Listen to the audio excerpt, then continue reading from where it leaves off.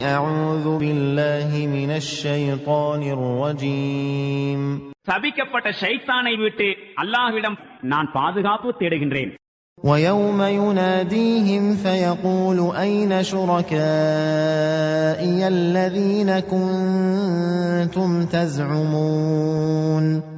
மேலும் அந்நாளை இவர்கள் நினைவில் வைக்க வேண்டும். அன்று இறைவன் இவர்களை அழைத்து கேட்பான், எனக்கு இணையானவர்கள் என்று நீங்கள் யாரை குறித்து எண்ணிக்கொண்டிருந்தீர்களோ அவர்கள் எங்கே?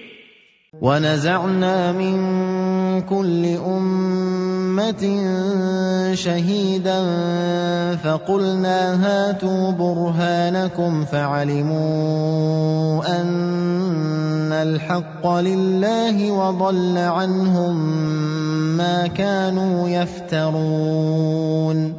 மேலும் நாம் ஒவ்வொரு சமுதாயத்திலிருந்தும் ஒரு சாட்சியாளரை வெளிக்கொணர்வோம். பிறகு கூறுவோம், இப்போது கொண்டு வாருங்கள் உங்களுடைய ஆதாரத்தை. அப்போது உண்மை அல்லாஹ்வின் பக்கம் உள்ளது என்பது அவர்களுக்கு தெரிந்துவிடும். அவர்கள் புனைந்து கூறிக்கொண்டிருந்த அனைத்தும் அவர்களை விட்டு மறைந்து போகும்.